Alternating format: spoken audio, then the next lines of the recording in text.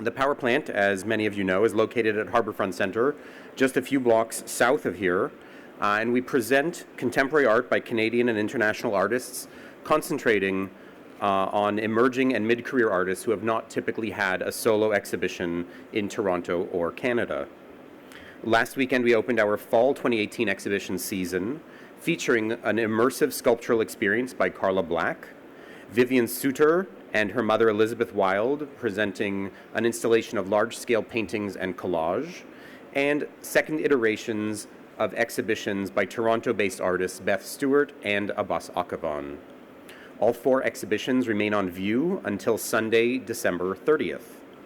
And to complement our exhibitions each season, we offer numerous education and public programs, so I hope you'll check out thepowerplant.org for more details.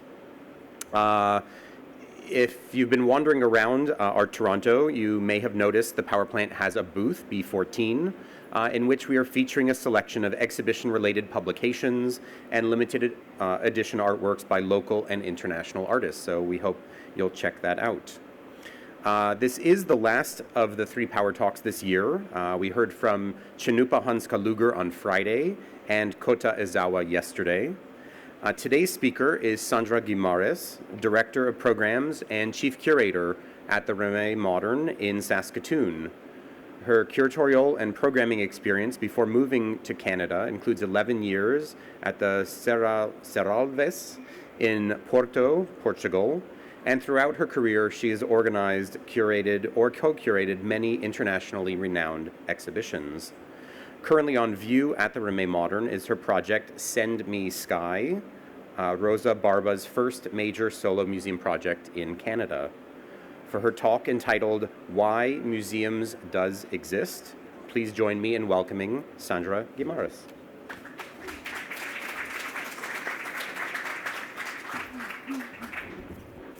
Good afternoon.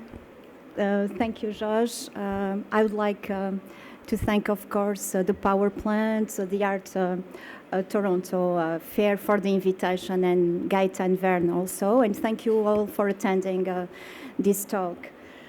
I will probably start explaining a little bit what seems to be an error in the title. In fact, I decided to name the talk of today, Why Museums Does Exist, and I took that inspiration or that phrasing from a project that was part of the Inaugural Exhibition, a project by Thomas E. Shorn, and that question was asked to him during several meetings, and during one meeting at an organization in Saskatoon. So someone asked him, why does museums exist, when he was explaining the project that he was planning to do. So I think it's a very good question, and for us it was also an inspiration. And I like also the fact that there is an error and it's questioning what is correct. And I like the fact that it's not apparently correct. So I will start probably saying that my story at Remai Modern started 3 years ago in August 2015. It has been a wonderful journey, I may say. I'm showing this map because probably, of course, you are familiar where is Saskatchewan and Saskatoon, but I may say that I was coming from Portugal, from Porto, and I was not at all familiar where it was.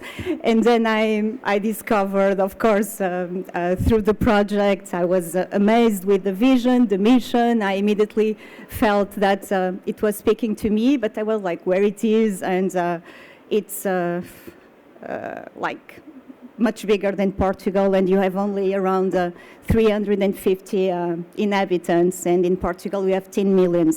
But I like to see that it's just in what could be considered a place that some people call the periphery.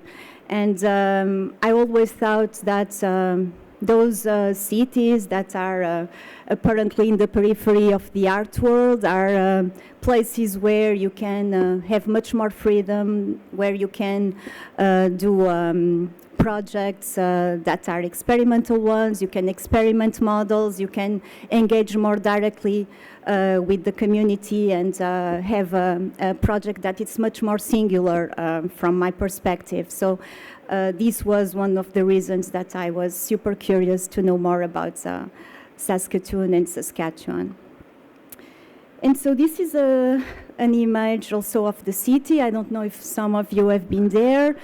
But it's a city that is growing very fast now, and that has since always have an amazing artistic community. There's a lot of artists, there's a lot of grounds and history in that place, in that context. So I will precisely a little bit introduce a little bit of that background that bring us to the opening of a new museum, such as Remai Modern. So the story that I was interested when I started discovering Saskatoon was the fact that in '64 there was the opening of the Mendel Art Gallery, and it was open also with the support of Fred Mendel, someone that was a philanthropist that was bringing to Saskatoon in the 40s when he left Germany his own collection, and he was opening also, an industry of meat packing. And the beauty of the Mendel Art Gallery since the opening was the fact that he was showing, of course, Saskatchewan artists, Canadian artists, but also international artists. So it's beautiful to see how he was bringing already together what was local, national, and international. And after that opening, he gave, for example, 13 artworks that were already present in that main exhibition that was bringing Chagall, Lauren Harris, Braque, Picasso, Max Ernst, and Emily Carr, and also Bob Christie, Eli Bernstein, sorry. So really a local, national, and international. And this was an inspiration. That's why I'm speaking about for our opening exhibition at the Remai Modern. So in any case, just to make it a little bit fast, so the Mendel was super important in that context. At the same time, we were having also at university what they call the Emma Lake workshop. So it was also an amazing ground for us to be inspired. At that time, the university was inviting not only artists, but also Clement Greenberg and artists to be tutors during the summer, through the years. So amazing people were there, like John Cage, Donald Judd, Barnett Newman. And so there is really something in the history to build and continue to build on that legacy, I would say. And so in 2012, besides the fact that Remai Modern was built with the support, of course, of the city of Saskatoon, but also with the support of philanthropists, and just to name the most important and the most generous, which is Ellen Remai. She gave $30 million to build the museum, but she gave also a collection, the biggest collection of lino cuts by Picasso. And when we opened last year, she announced that she was also building a fund for the next 25 years for the collection, and she will give 1 million per year in the next 25 years, and she gave us also $500,000 to do every year an international exhibition. So she has really a vision, and she wants that vision will stay in place even when she will not be anymore here with us. So the construction began in 2013, and Remai was opening in 2017. I was speaking about the Mendel, so I'm just showing a little bit the Mendel Art Gallery. Of course, the museum right now, Remai Modern, is also seated on the banks of the river, and of course it's much bigger. It's 5 or 6 times the size of the Mendel. This is part of the legacy of Fred Mendel, and we have showed those works in our opening exhibition. This is Mrs. Remy during the opening of the museum, and when she was presenting, of course, the Picasso lino cuts and that donation.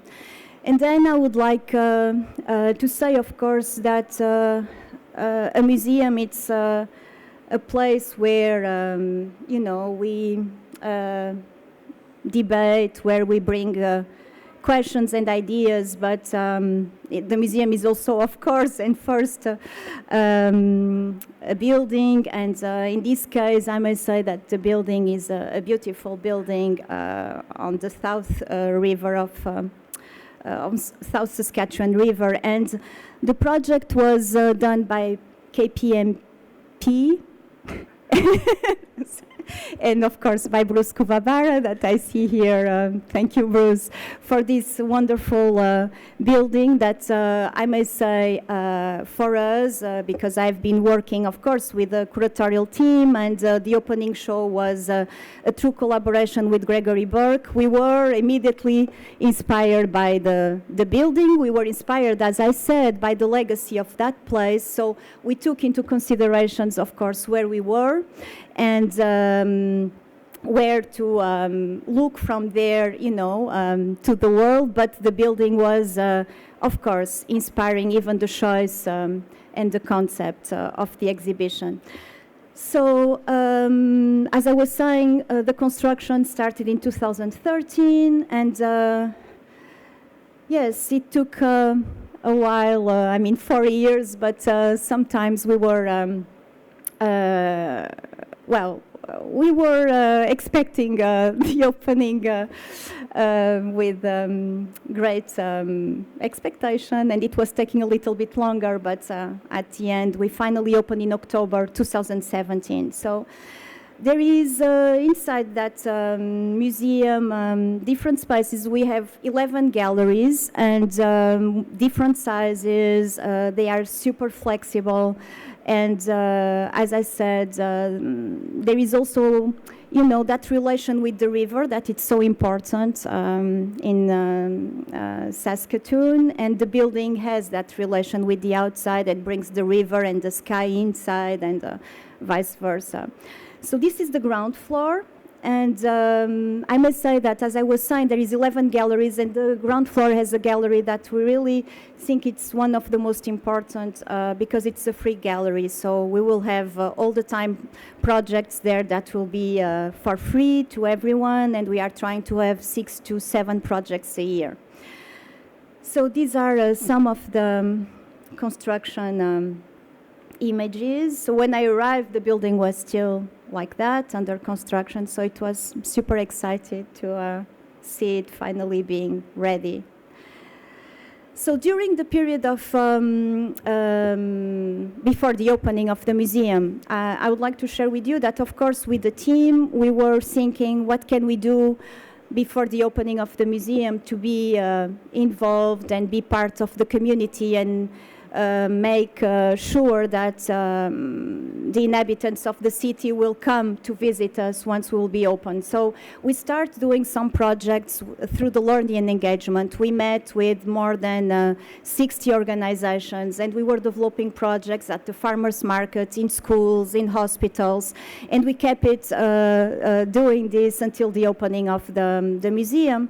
And we have done also something that was very important to us, because we really want to, as I was saying, do what was done already at the Mendel, let's say, as a start, bring the local, the national, and the international. So we start also developing every month the launch of what we call a web commission. So a way to be present not only locally, but also nationally and internationally.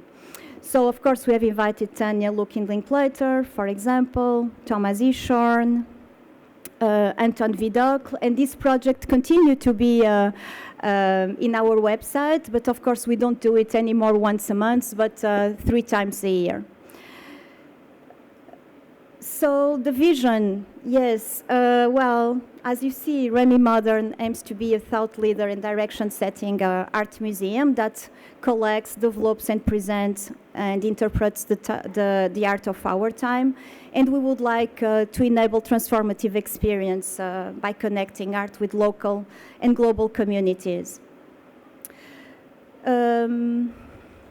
This was recently reviewed, and it's our strategic framework. And as you see, art, of course, is the most important. Then you have engagement, experience, sustainability, and people. So for us, it's really important through art to engage, to experience, and to meet people, and also find ways to make it sustainable, of course.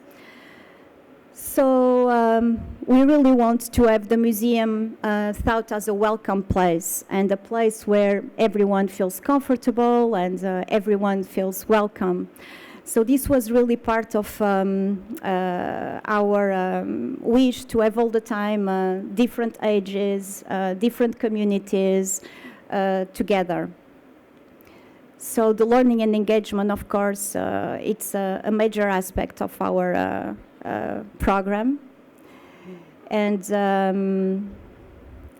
we have also the Saskatoon Theatre, where we develop programs of film screenings, talks, and live programs also.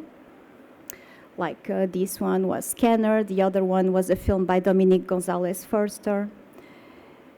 And we have live programs, of course. This is Maria Sabi during our opening.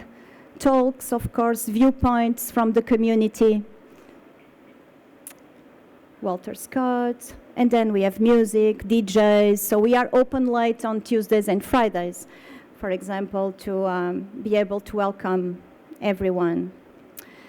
So the inaugural exhibition, we have just celebrated the first anniversary, and the inaugural exhibition was in fact an exhibition that we thought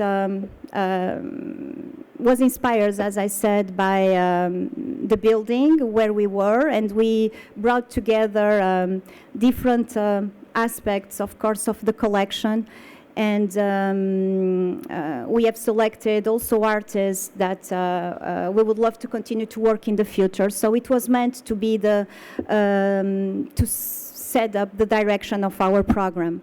And I would like to say that, of course, we have paid tribute to the legacy of the Mendel and of the context where we were.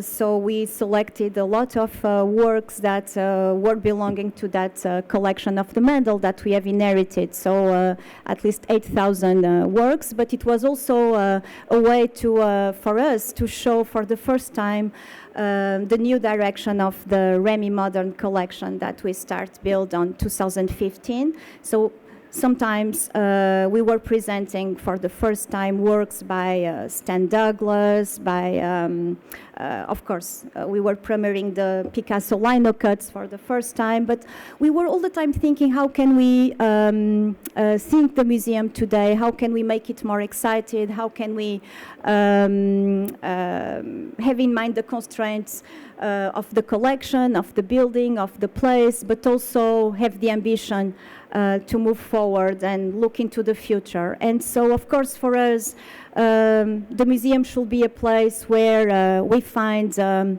different geographies, where we cross over time, and we establish dialogues between the past, the present, and the future, and also across geographies. So that's why that main exhibition was for us a way to acknowledge also the indigenous culture, because I didn't explain, but in fact we like to think that Remai Modern is a place where we think first about art and artists, that we pay tribute to indigenous culture, and that we would like to be a contemporary center for indigenous culture and art, and a place where communities can meet, experience, and share. So we brought different works from different geographies, Lawrence Wiener, Walid Rad, but also, as we see here, works that were outside the galleries and that were in what we call the interstitial spaces. So this is a curtain, for example, by Daniel Stigman Mangrané that is just in that beautiful lounge with a river view. We installed also works, as I said, that are more permanent and that belongs to our collection, like the Pay White. But then we were in our collection galleries. We were having works by William Perraudov, by Bob Christie, and by Goldstein. As you see, the Lauren Eyre is there. And also new commissioned works by artists from Saskatchewan, like Kara Uzelman. The presentation of Stan Douglas, The Secret Agent. So works by Canadian artists, but that were also having bridges to other geographies, let's say. And then, just to explain, because I'm arriving at the anchored projects of that opening exhibition, as I was saying, for us it was very important to acknowledge the fact that we would like to be a museum that will enter into dialogue with main issues that are part of Canada. And so we have invited Tanya Looking-Linklater and Duan Linklater to develop a project that was titled Determined by the River, where they were doing a kind of an excavation in our collection, and they have selected indigenous artists and artworks from indigenous artists that we were having in the collection. So it was a way for us, of course, to acknowledge the fact that the river plays an important role in that geography, and they were even saying that because they have created a kind of a raft that was a metaphor of that raft going and bringing histories and ideas. And so you see, since day one, those important projects and questions were really present in our museum. At the same time, as I said, we have the biggest collection of Picasso lino cuts that was donated by Mrs. Remy, and we own 406 lino cuts. So we thought, let's challenge an artist to look at it also, you know, in a creative manner. And we have invited, of course, in that precise case, Ryan Gander. And we asked Ryan to show a work that it's also a kind of a collection. The title of the work that you see there with the share and looking at a window is a work titled Fieldwork, and it's a collection of objects that the artist brought together. So that idea of an artist being a collector, it's something that we were interested in developing and bring the eye of someone, you know, inside the museum looking at a collection and do a presentation of it for the first time was something quite interesting. So we decided just to show the portraits and all the stages and the process of those lino cuts. And here you see, of course, the collection of objects that was part of Fieldwork in confrontation with the Picasso lino cuts.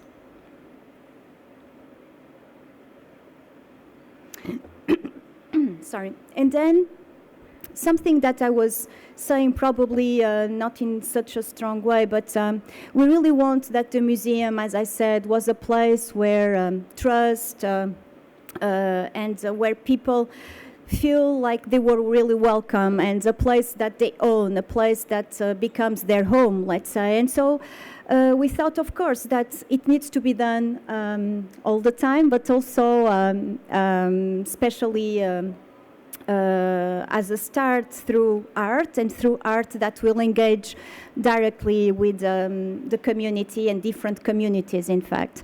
So we have invited Thomas E. Shorn to do a presence and production. It was the first that he was doing in Canada, and he was visiting Saskatoon 3 times prior to the installation of the project.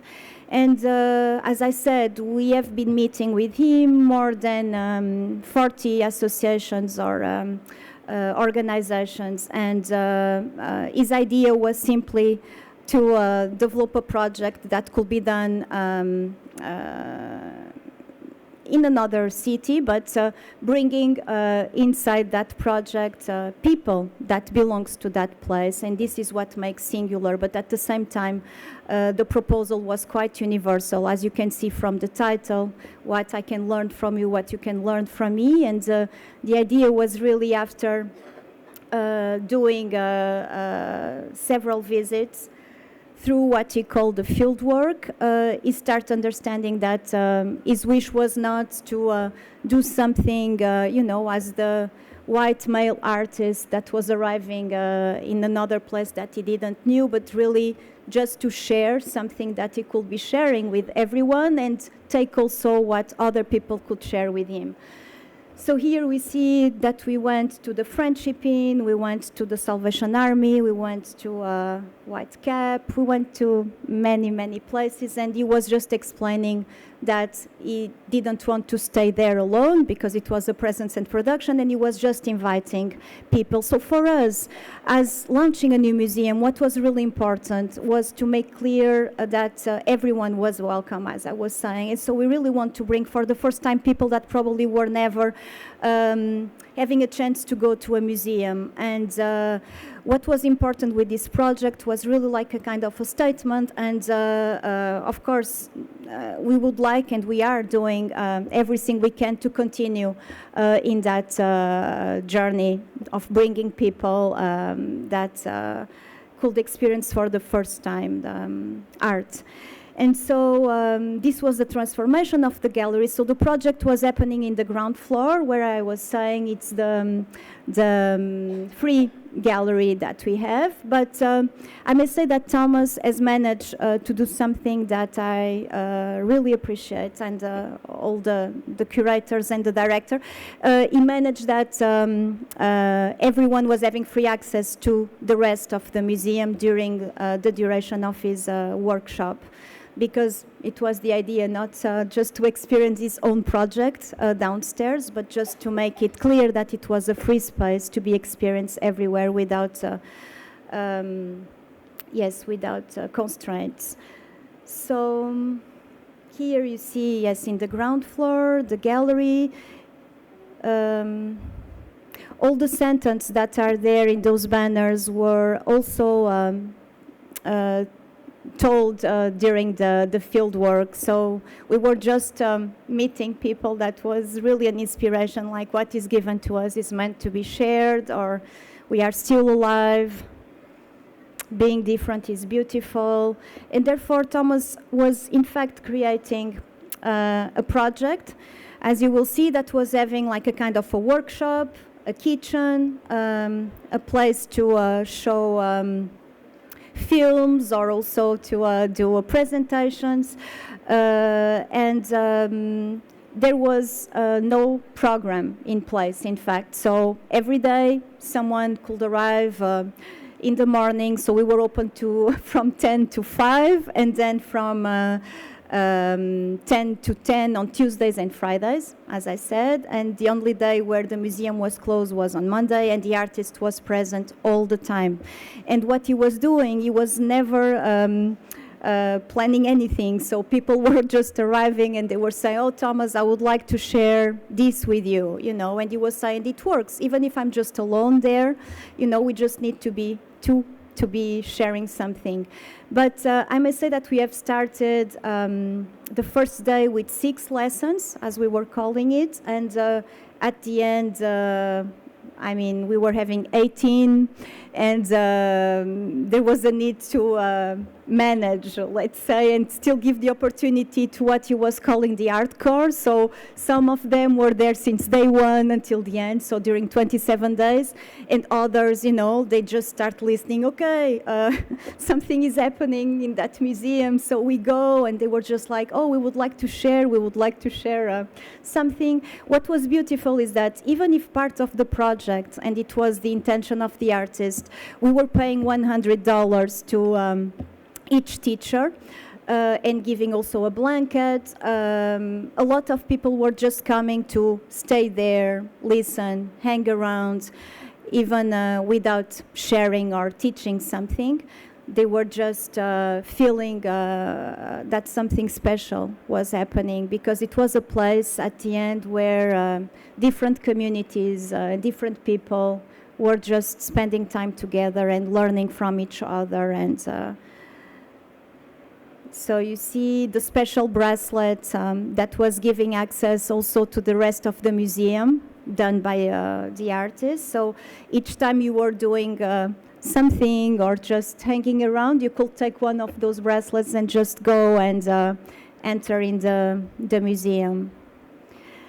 So I would say that this project, and it was quite wonderful to see, was also something that we need to share first with the team, with the staff of the museum.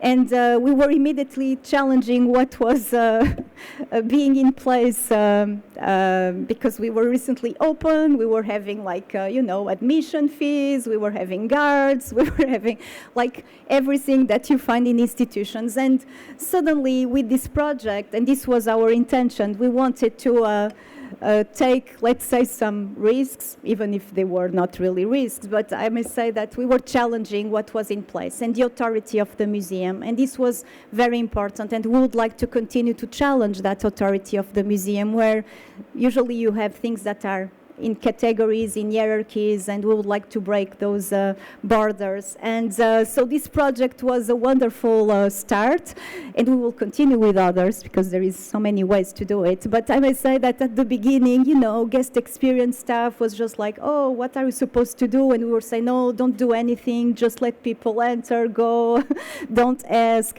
And at the end, for me and for that staff, all those people became,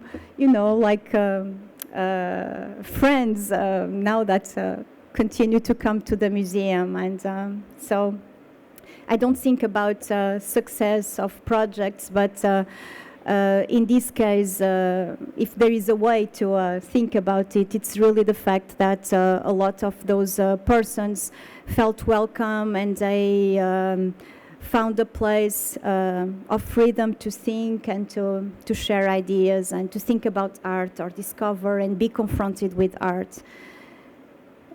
And so, yes, I'm just showing some of the beautiful teachings and lessons that we had there.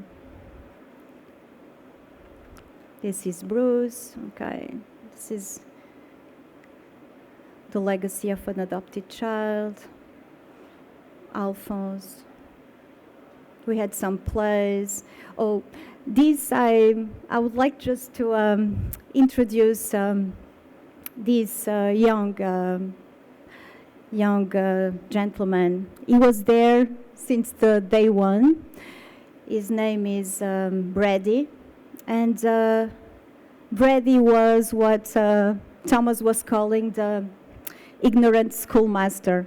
Because in fact we had in that project, as I said, like a kitchen, but we had also a library, we had computers where people could do research, write, print, and workshop, with styrofoam. They could draw, they could paint, they could share. And Brady, since day one, was there, and it was amazing to see that young boy coming every day and sharing completely different teachings, let's say. And for example, there he was teaching about Leonardo da Vinci, another time about the trees of Saskatoon, another time about Bruce Lee or karate. So, what was beautiful is that he was preparing each time something to share, and he was learning, learning through the teaching that he was giving. And this was one of the beauties of the project, that you don't need to be an expert, but you are there just to share something that probably you don't need to know, and that you're not expecting to learn. And this was the beauty. Some people were saying, oh, you can Google it, you can find it. But then what Thomas was answering also in a beautiful way is that no, because you come here and you don't know what you are learning. When you Google you know what you are searching for. So it was a beautiful way for us to consider that project also what could be an ideal museum, let's say. Of course, this is an artwork. It's not a social project, and but for us it was a kind of a laboratory and a way to experiment what could be a museum for sure. A museum that is open, free, and welcoming everyone, where there is the exchange of ideas, where we could raise questions. What is art? What is meaning art for me? You know, and then, yes, this could be the last photo about at the end what we found, which is friendship, you know.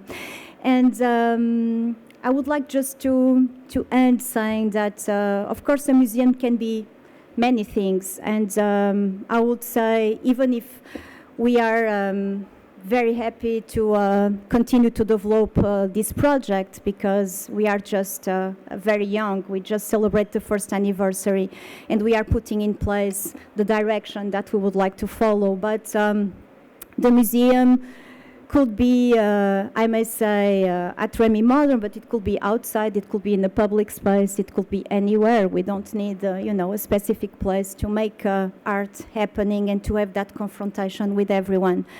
But I would say that this project will give us a direction in our very early journey, and I hope you will join me on that journey. Thank you.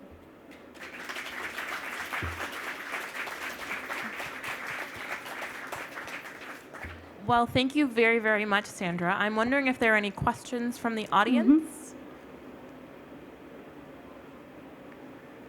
Yes. Hi, I'm just wondering, the group of individuals that were coming, and particularly some of the ones that were coming on a regular basis, once the exhibition was finished, were you finding that they were still coming back and exploring the rest of the museum? Yes, that's a good question, and it was one of our concerns. So, in fact, we have been creating conditions or situations where we are inviting them, because the idea to have them as part of this project was simply to invite them. As I was saying, the artist went, you know, to every single person that we were meeting in those organizations, and it was just saying, please come if you wish, you are welcome, I will be there. And so the idea was to continue to have that kind of relation, of course, not just bring it once. So a lot of them, in fact, we have developed, for example, with some of them that were doing beating work. Now they are having those works being sold at the store of the museum. Then we have organized already 3 times meetings at our Learning and Engagement Center. And I may say that in other occasions, I see them coming to the museum. Some of them, like Johnny at the center, Johnny Marcelin, is an artist from Saskatoon, and he's selling his own postcards also at the store. And so we have that kind of relationship, of course, ongoing relationship with some of them. The last time we have organized a meeting at the Learning and Engagement Center, I think we were having like 15 of them. And right now we are working on the publication of this project, and we enter also in contact with like 15 that are writing about their experience inside this project. But the idea is really to keep creating conditions to have them coming back. Some of them are coming back spontaneously, and others we are just continue to inviting them, of course. Thank you. Mm-hmm.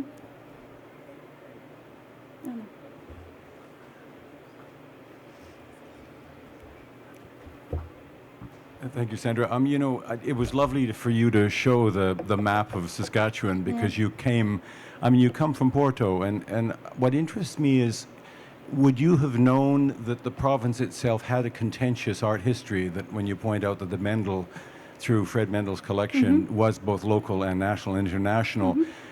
Greenberg, of course, if you're on the formalist, is a hero. If you're from Regina, another part of Saskatchewan, he was less a hero. So were you aware of the tensions that you might have been walking into as far as the acceptance of certain ideologies of art that were resident in Saskatoon as well? And then it gets even more complicated because of the Indigenous question, which is something that never really came up. So did your experience in Porto prepare you for what you were going to, the terrain you were coming into in Saskatoon, do you think? Well, I'm still learning. I'm still learning and meeting a lot of artists and people and researching and having conversations. So I cannot say that I was prepared. I mean, I'm a curious person, and I'm interested in knowing, about different contexts always. I mean, I was coming from Porto, but I lived 12 years in other places and in Brussels, so I'm a traveler. But no, I was not aware of all the complexities that I will be meeting. I was aware with a certain distance, but it's completely different to be confronted and live with it. But I may say that what makes our project so rich, I would say, and so meaningful for me is the fact that, of course, I'm not working alone. I have a wonderful team in place, and some of them are from Saskatoon, Saskatchewan. Others are Canadian, and they were working in Vancouver, Toronto, and so it makes our conversations very challenging, and the exchange very interesting. So yes, I'm still learning a lot, and yes, it's a very complex context, of course, which is even more interesting for me. Of course. Hi. Thank you. Oh, first and foremost, thank you. It's a brilliant presentation. And Thank you. the project is just, I had the same question. Are they still coming back, or is it a way of keeping people that otherwise could not afford it? Oh, thank you. Like a incentive of some kind. But at the opposite end, how many international visitors do you have? How many people that are outside the province or the city that are coming to the museum? Yes, so that's a very good question. As I was saying, we just celebrate the first anniversary, and so we were looking at some of those figures, So I can tell you that apparently 40% of our visitors are out of the province and coming from other countries. And it's really very, meaningful for us, because after 1 year, we were not expecting that we will become a place where so many people outside of the city is coming. But I may say that we have overpassed every single figure that we were envisioning in terms of visits. For example, in our first business plan, we were having we will have 400,000 members, and we are having 480,000 members, for example. And in a small city like that, and we have been meeting people that are also buying memberships, even if they are coming from other cities. They were visiting and they just thought, okay, I would like to come back, so I will buy a membership. So we have people from Edmonton, Regina, Vancouver, Calgary. They come back, and also I would say, I know some examples of people from New York, some collectors, because I was just speaking about those first seeds that we were, let's say, planting in our program, but just after the opening exhibition with those anchor projects like Tanya and Duane Linklater, the Thomas E. Shern, and Ryan Gander one, we have presented the Jimmy Durham exhibition, a traveling show that was organized by the Hammer and traveling from the hammer to the walker, New York, and then Saskatoon. And so we were, for example, receiving visits from collectors of Jimmy from abroad, and some of them were just saying, we love this place, we will come back. You know, they are living in New York, and they are collectors, and they fall in love with the project and the program, and so they are following what we are doing. And so it's really something that we are still building, but I feel like even the community and all the artists, I mean, of course, we were having some voices that were, raising concerns even before we opened, which is completely normal because they were expecting, and as I was saying, there was a lot of delays also in the construction of the building. So the Mendel was closing in 2015, and during 2 years we were not having a gallery open. So that's why we were also trying to be present in the community with pre-launch programs, as we call, but they were mainly, through live programs and learning and engagement proposals. But until the moment we open, of course, there was something was missing, and there was a need to raise a lot of questions and probably being critical about what we were planning to do. But as I was saying, we were just, of course, trying to also build on that legacy and knowing very well where we were, and this was just the start. And now, for example, in February, we are bringing the Rebecca Belmore exhibition that was at the AGO, and so we will continue, to think what is modern, to think where we are, and have a kind of a balance, and bring, of course, also indigenous voices, raise difficult questions, alongside with creating a context, a critical context for the place where we are. And we would like to continue to experiment also formats, and programs, and be open to experimentation. This is very important. And have a museum that is open to everyone. I feel it's we don't want something that is static, and we just want to look forward in the future, but also bringing also what is already important to build that thought for the future. So, no, it's really important what you were asking, about the fact that what's happening next, let's say, after a project like that. For us, it was so important that, as I was saying, it was just the first seeds, but we need to continue to do efforts and continue to make sure that it was not just one project and then it's dead, it disappeared. No, not at all. The idea is really to have a place where differences are brought together, and it was so wonderful to see, members together with those people that, of course, as Thomas was saying, they were having probably, of course, other concerns than art, in their life.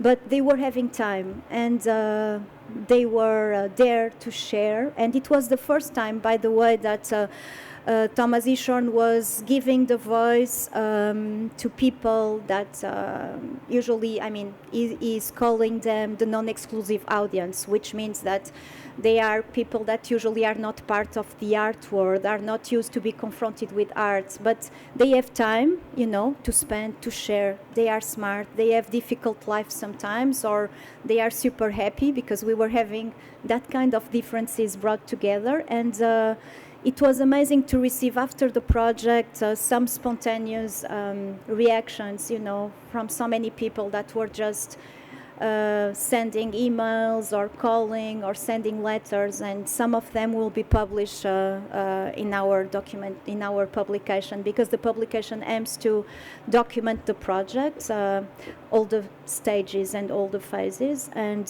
so it was really something that, as I was saying, could be considered an ideal museum, an ideal aspect of the museum where all the artists could share something with people and different ages.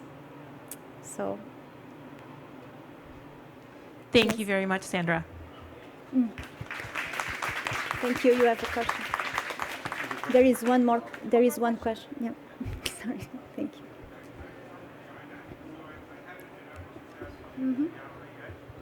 Sorry, thank you for your Yeah. presentation. I'm from Regina, but I haven't had a chance to get to Saskatoon yet. But what I'm hearing in Regina is that you haven't reached out yet to other communities in the province or even to some of the artists that are quite well established in the province. So I'm just wondering what your plans are to involve and there are some very prominent artists, scattered around the province, but I didn't see very much of that in your presentation, but I'm sure you have some ideas. So how are you going to deal with that issue? So, yes, as I was saying, I didn't present what we have done during 1 year and what we are aiming to do, but I can tell you that, of course, yes, there is a lot of very interesting artists, and we couldn't show all of them in the first year, but right now, for example, in our museum, in one of the main galleries that we call the Marquee Gallery, which is a very big one, we are having a show that brings together three different generations of artists, 3 women artists. One of them is Dorothy Knowles, alongside with Faye Evanshield and with Elaine Cameron Ware. And it's an exhibition curated by Rose Boutillier, one of our curators.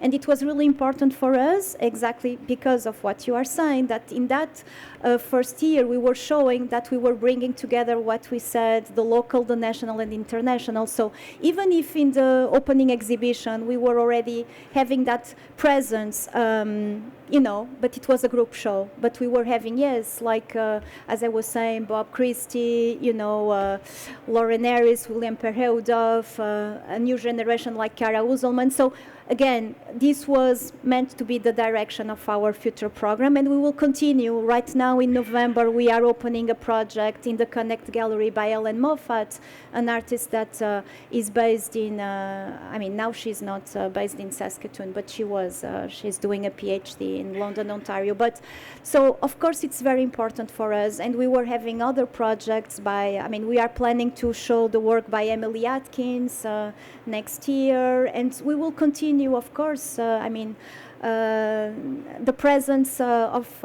artists from Saskatchewan or the prairies and even Canadian will have a strong voice in our program alongside with others that could resonate in that context, of course, always. Thank you. Okay, thank you. Thank you so much for your time.